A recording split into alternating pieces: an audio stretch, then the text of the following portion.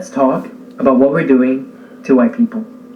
There's been something going on for a while now that we're being told not to notice. More to the point, that we're asking white people not only to ignore, but to accept. The rising tide of racial hatred against white people. In the past decade, there has been a noticeable cultural shift in what constitutes acceptable speech as it relates to white people. Back when I was a kid, in the early 2000s, the mainstream American culture preached about respecting each other's differences and not seeing color. Nowadays, we say that not seeing color is racism, that you must see color. This guy, Charlie Cheung, is a law student, and this video has been watched by millions of people online. It's worth your look, and he articulates here what is taboo for any white person to say, lest, however paradoxically, however hypocritically, they be accused of racism for saying it. This guy's power, his person of color privilege, is that he is not white and has the freedom to say what is obviously true. What does this have to do with the American Library Association? It undergirds a lot of today's propaganda, even in libraries, with critical race theory and the rest of the woke ideology that is drowning our world in biased selective history and censorial propaganda. And it's central to the American Library Association's abandoning its past championing of intellectual freedom to its current proposed purge of fascism and white supremacy in the nation's libraries, as evidenced by the ALA's formal resolution against whatever those terms supposedly represent. Here we'll focus on the presumed scholarly bibliography expressly cited in support of the ALA's resolution against those evil movements in today's libraries. But again, these terms, fascism and white supremacy, as evidenced both in the resolution designer's motivation and subsequent scholarly justification, are farcical insofar as the focus of the ALA's proposed purge is not extremist ideas, but rather that fascism and white supremacy are used as merely smears and catch-alls, all-encompassing tools for anything the ALA's self-described radical librarians don't like. There's not enough time to go through the whole bibliography used in the resolution, but let's examine some of them in depth, especially the hypocrisies of their origins. The first scholarly article cited to buttress the claim that fascism and white supremacy is a danger to today's libraries is by a man named Todd Honma. There is much to examine and contextualize about this article and its author. Here he introduces a recent book celebrating critical race theory, and the generic chapter head directive at the top here is to destroy white supremacy in American libraries, which has nothing to do with the extremes of the KKK and such, but focuses on the very usual foundations of American society and culture, which must be, as it says here, just above his own introduction, not revised, not reformed, not debated, but destroyed.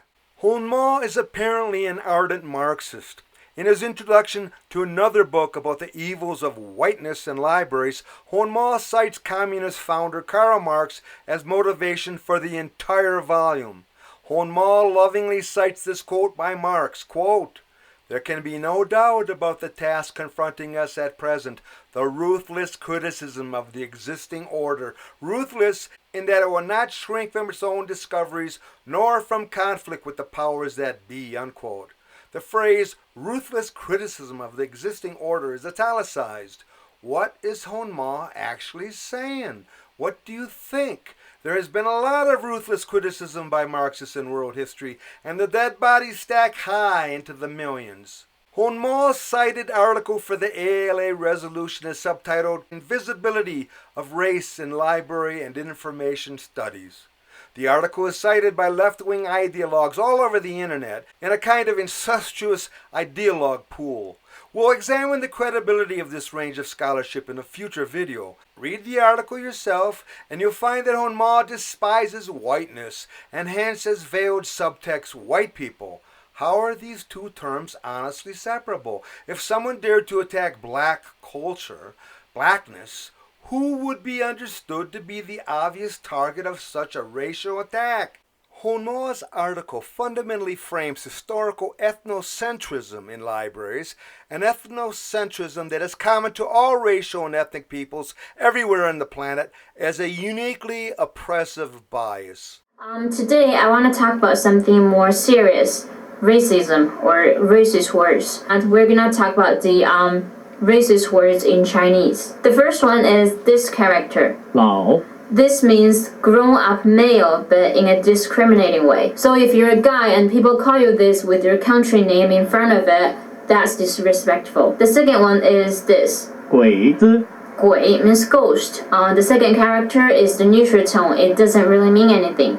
Sometimes with another character in the front. 洋鬼子 Yang means foreign. This is a word used to describe the foreign invaders in the past because people thought foreigners are not like us, so they shouldn't be called human. They are like ghosts. Now this is an insulting word for foreigners, especially for Japanese people and American people. Japan in Chinese is 日本. America in Chinese is 美国. So if you hear people say 日本鬼子美国鬼子 that's definitely racist. A third one is against white people. It's a horrible word. 白皮猪 Bai means white, pi means skin, zhu means pig. So it's really offensive. Next one is particularly against white women. This is the word that my friend asked me. 大洋马 Da means big because Asian women tend to be smaller, so da is the opposite.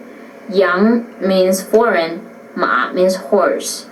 Yeah, this is a word used to describe female sex workers. So if anyone is saying this to you, you should know how to react. Next one is against black people. 黑鬼 It means black ghost. It's pretty much like the N word in English. It's a horrible word. Next one is against Korean people. 棒子 It means a stick, but there's no confirmed origin of this, so I'm not sure where this came from. But when it's associated with Korean people, it's definitely not a good word. More about deep-rooted Asian racism in a minute, even against each other. In the context of the ALA resolution, Honma's article is supposed to buttress the notions of fascism and white supremacy as being intrinsic throughout the entire information infrastructure to evil white people's creation of libraries, and that the egalitarian idea of information for all people is declared to be, in truth, a racist fraud.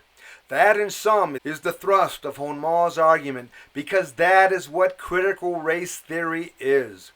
Honma's article has nothing to do with fascist or white supremacist extremism. Rather, it argues that everything represents white supremacism to be excavated in virtually every detail of our information world, and therefore anything and anybody is subject to, as he noted in his introduction to the book I mentioned, ruthless attack against an alleged omnipresent white supremacism.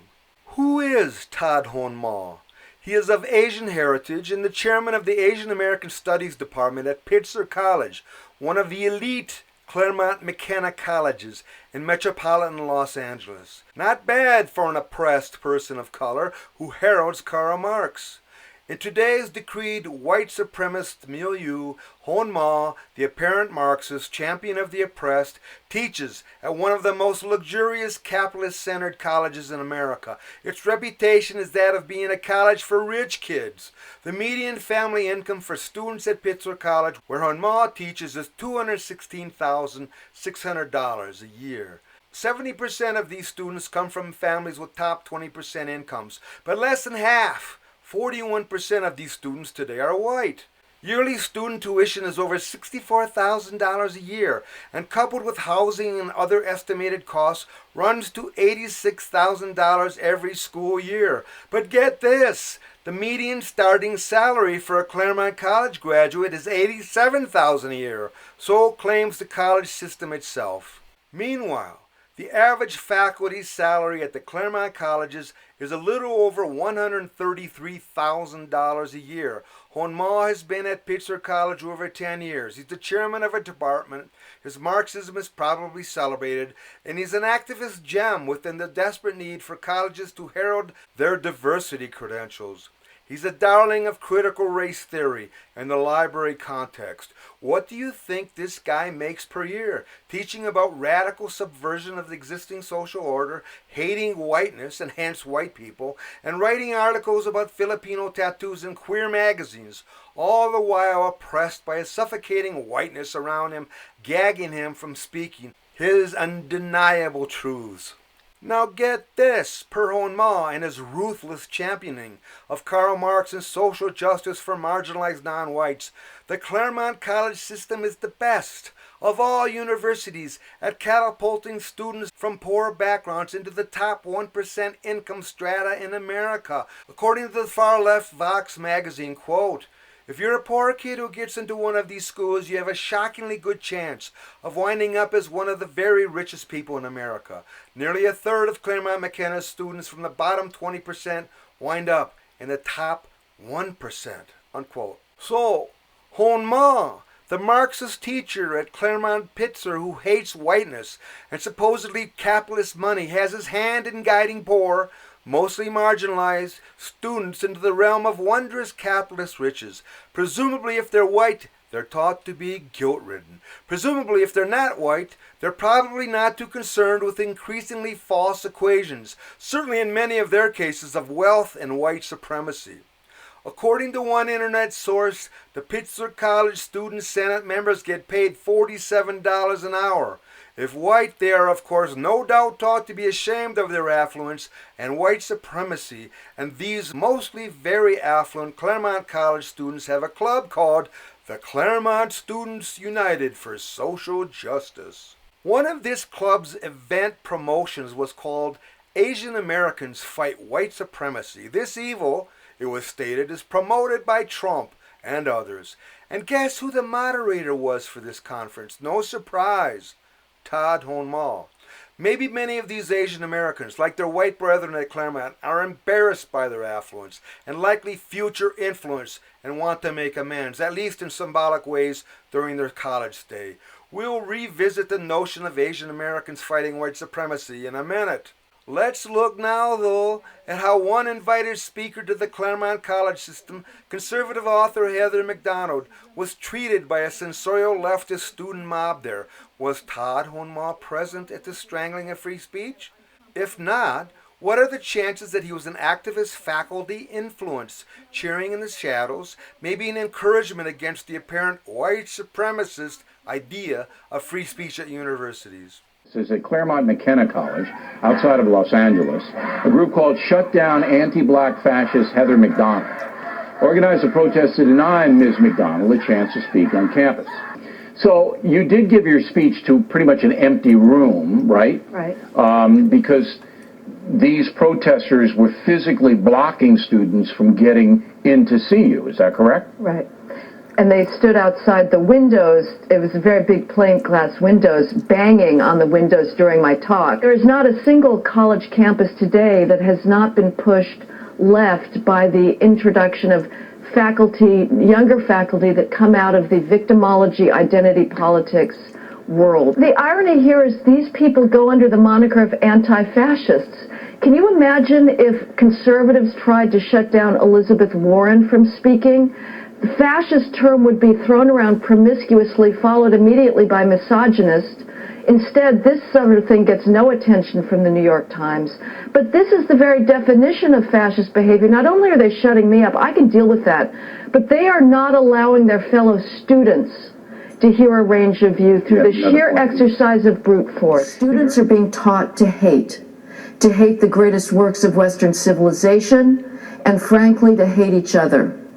From the moment a student steps on college campus today as a freshman, or a fresh person, I should probably say, the bureaucracy is determined to drum into that student's head identity politics, which says he's either a victim or an oppressor. Oppressors are obviously, most famously, white males, heterosexual white males. The only way they can get out of their oppressor category is to become an ally of the oppressed. Let's look now deeper into Todd Honma and his championing of Asian Americans fighting white supremacy. Today's Asian Americans oppressed by white supremacy have an average median household income of $85,800 a year, where in the white household comparison is only $61,800 a year. Nearly 60% of these people of Asian heritage are immigrants. Look it up. That gap between Asian Americans and white incomes is nearly 30% more for those of Asian heritage. Clearly, there is plenty here in the endemic white supremacist effort to hold Asians down. In fact, in the California college system at large, 35% of the students at the prestigious University of California college system are of Asian heritage, although they represent only 7% of the California population. White students make up only 22% of the student body, while 35% of the state's population is white. More clear white supremacy here, planning for the repressive future. Another 15% of the UC college system student body is from overseas, of which 54% are Chinese. Yes, white supremacism runs rampant. Sure, leftist ideologues bristle at Asian Americans being framed as a so-called model, a minority, but facts and their implications for a future power elite don't lie. But let's get back to the Asian Americans Fight White Supremacy group at the elitist Claremont colleges and Mr. Honma's fingerprints in it. And we'll look at how white supremacy in America has been a relative pinprick, maybe less historically, compared to the astoundingly widespread atrocities that Asians have wrought upon each other and others over the last century, often based on notions of racial supremacy. Tens of millions dead with the rise of communist China, grotesque killing fields, Khmer Cambodians often against different ethnic Cambodians. In that country, the rise of Japanese fascism, racial and ethnic supremacy, and a ruthless barbarism against Asian neighbors all around them. Many Asians around the globe still hold enormous animosity against the Japanese, stemming from Japanese racial supremacy and fascism. South and North Koreans are in a mutual hatred lock for decades, in large part pointing in origin to Honma's hero, Karl Marx. Asian Americans fighting white supremacy? Please, read some world history for a minute. Mr. Honma, like many such far-left ideologues, is obsessed by race. So let's then turn the tables on him. Honma gets to trash the entirety of whiteness and then floats without associative racial encumberment in a purely virtuous space himself? I don't think so. If race is the dictated name of the game, let's go for it, ignoring the enforced ideological code that it is forbidden for a white person to criticize a person of color, lest the critic be declared by totalitarian default a racist. Honma appears to be a Japanese surname, also pronounced Homma. We'll speculate very logically that he's at least partially of Japanese heritage, and possibly fully. In the mad climate of our times, he may claim to be a black lesbian with roots in Denmark, but let's lean towards the logical, and if he envisions himself something else other than what he appears to be, let's give him his freedom of choice runway. I'm framing a legitimate point in any regard about his ideology beyond his personal racial identity. Mr. Honma lives in metropolitan Los Angeles somewhere where the median net worth of a white household is $355,000. The median net worth for a Japanese household in the same area is way higher at $592,000. As a Duke University report notes, Japanese households had, quote, by far the highest median total value of assets, unquote. The Chinese median household value is worth much more than whites too, at $408,200. And compare them all, say, in the social justice scenario, to blacks at $72,000 and Latinos at $42,500. Based on similar premises by the political left against the alleged omnipresent evils of white supremacism and the enforced blame upon all white people, I am going to propose that Mr. Honma has culpability for the deaths of two of my uncles, Uncle Eddie and Uncle Stanley, and my father. Ridiculous? Ludicrous? Unfair? Sure. But let's go down a parallel sort of guilt-trip racial supremacism road that is forbidden by people like him to be voiced and argued. I have in my hand here a military Purple Heart medal. It was awarded to my grandmother when my mother's brother, my uncle, was killed by Japanese fascists who engulfed that entire country and began to spread out across the world in World War II. When my mother died, I also found these old letters in her papers. They were written to her brother, Stanley. My mom was 18 years old. My uncle was 19. Judging by the date of the letters, her brother was already dead, and the letters were returned to her. In fact, 2 of my uncles were slain by the Japanese before I was even born, one at Saipan and one on the USS Tennessee. These deaths were the result, of course, of one strand of Asian racial supremacy, absolutely courtesy of the Japanese. Of note, one of the most brutal, yes, ruthless Japanese generals of World War II sported Honma's surname, pronounced in this case Masahiro Homma. Liberal PBS has a webpage devoted to him called Masahiro Homma and Japanese Atrocities, with a subheading called Extensive Barbarism, which is a routine category for the entire fascist Japanese movement. I also submit that my father died of cancer at age 30 when I was 6 years old, ensuring, especially, my mother's suffering while raising 3 kids, economically and otherwise. It took half a century, but the U.S. government admitted that my father's death by cancer was related to his naval portage to Nagasaki 2 weeks after the nuclear bomb there, and my mother finally received, in very old age, a modest monthly widow's stipend for her loss. My father was in the U.S. Navy and directly or indirectly died as consequence of Japanese racial supremacy and fascism. Period. No doubt about that. Now, the accepted principle of hating white supremacy today is that every single white person on the planet, wherever they are, is guilty by skin color, by birth, of racial oppression. You must hate your white self and the culture you're familiar with, or you are, by far leftist dictate, a racist. That doesn't make any sense to me. That kind of generalization, that stereotype, based purely on a genetic reality, strikes me as anti-white racist bullshit. But for those that accept this kind of logic, and this appears to include Honma, I submit that this guy has culpability for the death of my uncles and my father, by virtue of Honma's birth and the associative norms of his cultural identity world. Bushido culture, Japanese racial supremacism, the cult of the samurai, and on and on. Like the accusations against me as a despised white oppressor, no matter where Honma's own family was, and what he personally thinks and has done in his life, he is guilty by association to the ruining of my own family. Certainly, as underscored by his own articles, he thinks he is better than many others, mainly white people, morally and probably beyond.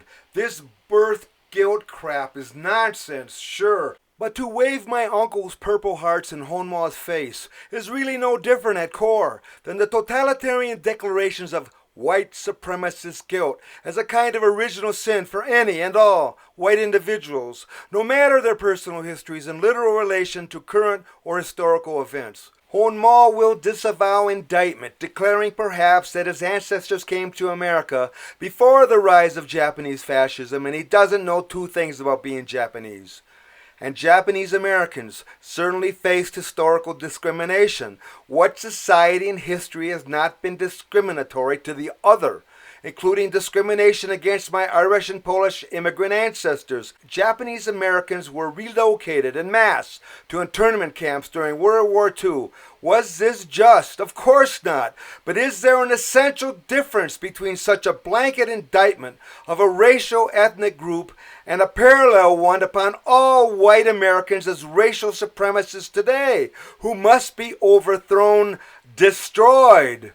Honma will justifiably object to being lumped into a generic category merely for his racial heritage, in a similar way that my paternal American ancestor was merely an immigrant coal miner during slavery times, at the mercy to a hell of a lot, as were his generation of coal miners later, slaves, or at least prisoners, to the system of another sort. And my maternal ancestors didn't come to America until a half a century after slavery ended. They were Slavic, and there are arguments that this very word is linked to the word slave for historical reasons. Somehow, in Homma's ideological world, I am guilty, like any other white individual, of racial crimes against humanity, no matter my own actions, social and political views, and personal history, or the self-survival struggles of my ancestors who got to choose, like many poor immigrants, from a plate of poisons. So then, with parallel flawed logic, Mr. Honma is in moral debt to me. My two uncles and my father's white supremacy gave their lives to fight Japanese racial supremacy and fascism, Honma's racial connections, and afford this guy the freedom to spew whatever nonsense he wants, and however bizarrely, to be handsomely paid to tear down what my family's sacrifices helped build for him.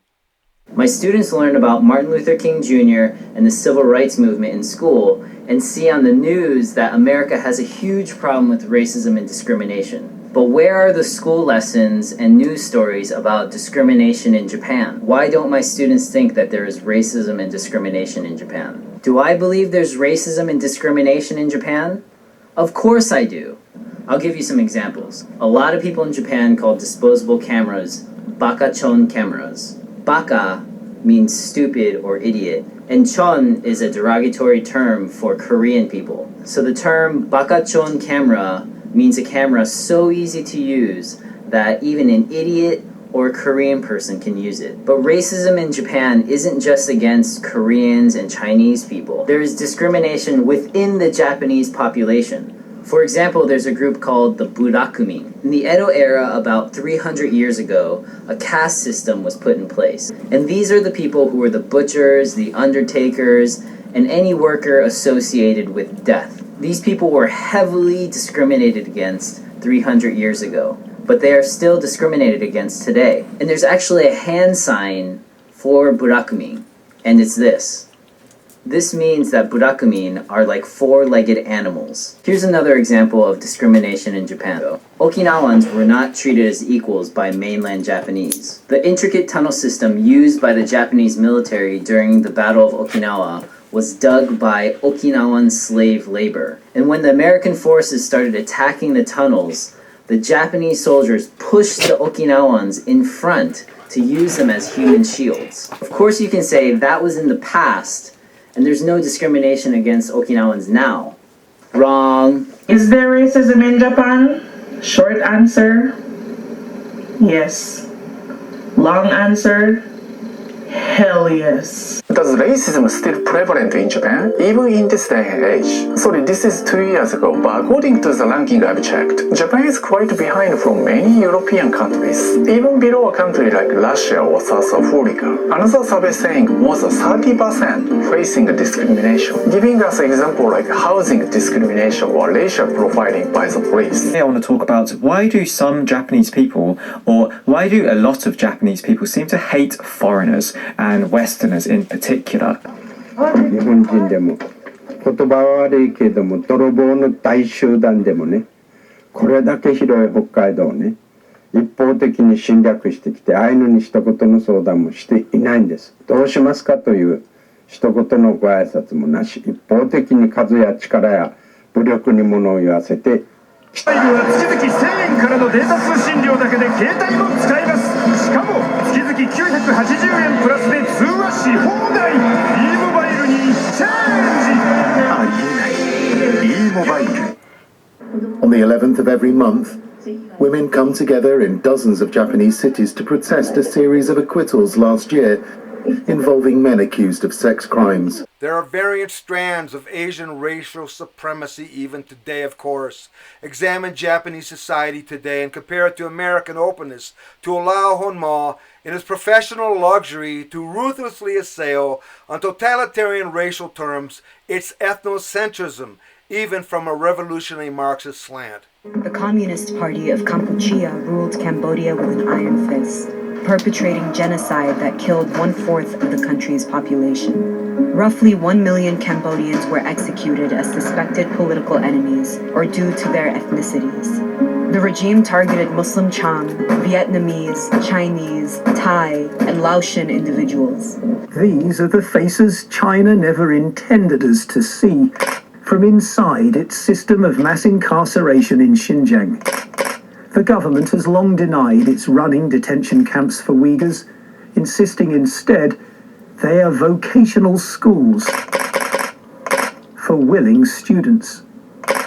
The photos, almost 3,000 of them, show the reality of how whole swathes of Uyghur society have been swept up person by person. If guys like Homma went against the racial or political grain in places like China today, he'd be in prison or dead. Likewise, North Korea and other Asian contexts. What if he was a screaming Marxist in South Korea? What if his family had remained in Japan and his line invariably ended up in the lineage of verifiable Japanese fascists?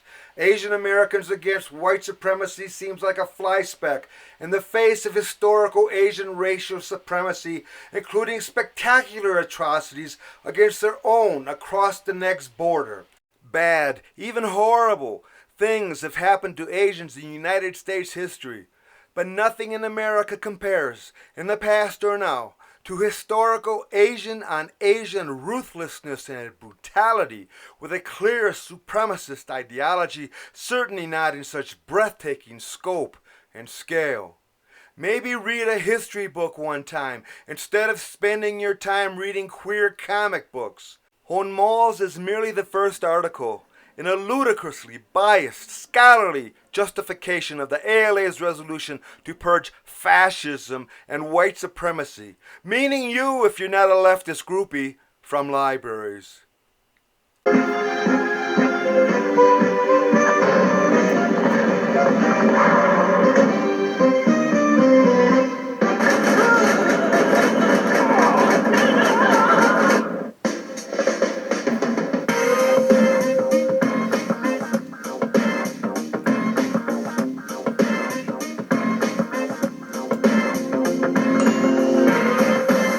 改变只是一颗俏皮洗衣溶珠，俏皮全国招生热线400-800-5086。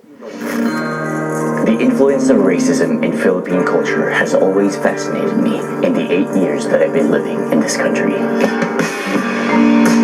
From the widespread obsession of skin whitening to the careless use of derogatory terms in casual conversation, it's intriguing to learn what Filipinos consider acceptable.